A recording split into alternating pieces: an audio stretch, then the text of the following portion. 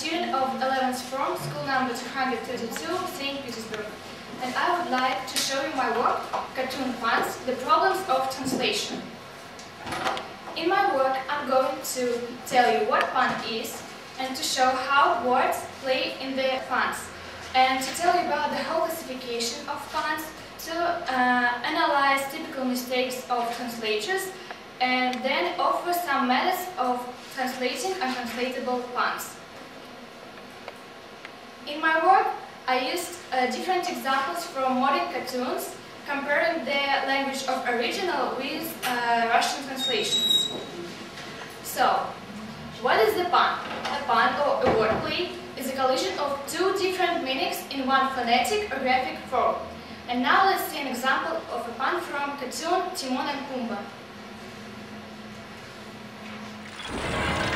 Wait, we're moving. Yes, it's a very emotional time for all of us. No, I mean we're moving. So now let's analyze this small dialogue. Wait, we are moving. Yes, it's a very emotional moment for all of us. No, I mean we are moving. So this pun is based on the two different meanings of verb to move. First, to change from one place to another, and second, to make someone feel strong emotions. So Timon and Pumbaa were talking about two absolutely different meanings of one word, and it was the collision of two different meanings. Now you can see the whole classification of puns. And as you see, there are many different types, but I will tell you about the most important and interesting. First type, hemographic puns. Play on the multiple meanings of one word. An example from cartoon Corpse Bride told Nevesta. Why go up there if people are dying to get down here? This pun is based on two different meanings of verb to die. To die, to become dead, and the meaning of idiom, to be dying to do something, to want something very much. Second type, homophonic puns. Play on words that sound alike but are spelled differently and mean different things.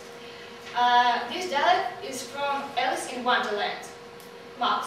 Mine is a long and sad tail. Alice. It's a long tail, certainly, but why do you call it sad? So in this dialogue, Max and Alice were talking about two different things. Tale as a story and tale as a part of the body. Next type, double sound puns. Puns that refer to word sounding similar to another word. In the cartoon Brother Bear, one elf after a quarrel says to another, I loved you, when he really means I love you. Spoonerism, the result of changing around the initial sounds of two or more words. This phrase, well-boiled icicle. When somebody says it, it doesn't have any sense. And the speaker here plays first letter, and he actually means well-oiled bicycle. As my research shows, only these three types of puns are usually met in cartoons, and they are all closely connected with the context. In literature, puns are connected with textual context, but in cartoons we meet another kind of connection between puns and context, connection with visual context. And so it is very hard for translators to keep the humorous effect of the pun, because they can't change the visual context.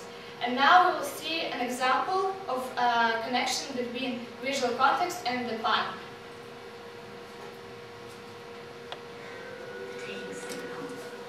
Sure he does. Why don't you go ask him? All right, I will. After all, he couldn't get far to his cold feet. Maggot says he couldn't get far with those cold feet. So here we see the collision of the direct meaning of phrase cold feet, as we see the footprints on the snow, and the meaning of the idiom to have cold feet, to feel that you are not brave enough, because Maggot thinks that the main hero of the cartoon wants just to escape from Emily. And such puns are it's very difficult to translate them with keeping the humorous effect, and so I found two typical mistakes of translations. The first mistake is when translator does the calc translation violating the norms of the mother tongue. An example from Corpse Bride. Spider asks Emily, "Why so blue?" This pun is based on the two different meanings of word blue. Color blue and to feel sad and depressed. And so translator does the calc translation, and he or she tries to use both of the meanings, and as a result we get very strange Russian phrase "посинела от печали" without any humorous effect.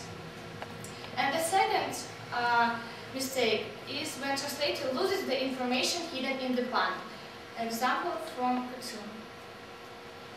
I've got a dwarf, and I'm not afraid to use him. I want some questions, now. Answers. I think you mean answers. Thank you, yes, answers. So, this pun was based on the collision of two similar sounding words, dwarf and sword. But there is no equivalent in Russian language with two sounding words. Translator loses the information hidden in the pun. And so I also want to offer you the methods to keep the pun. So the main method is finding equivalent wordplays in the language of translation. But it is not always possible, and so translators can use other methods such as, for example, rhymes, antonyms, alliteration. And to show it, I'm going to show you another example from cartoon Alice in Wonderland, and then compare 4 different translations of the pun.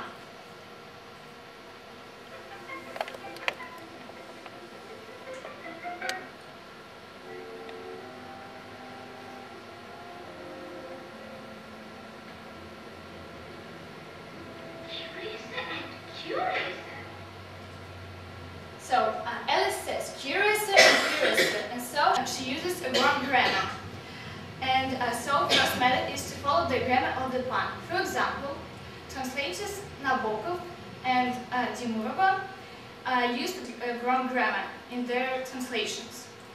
But the idea is that Alice is a child, and so she can create some new words. And so a second method is to follow the style of the pun. For example, translators Zahadev and Arel follow this method, and they also create new words, but in Russian language.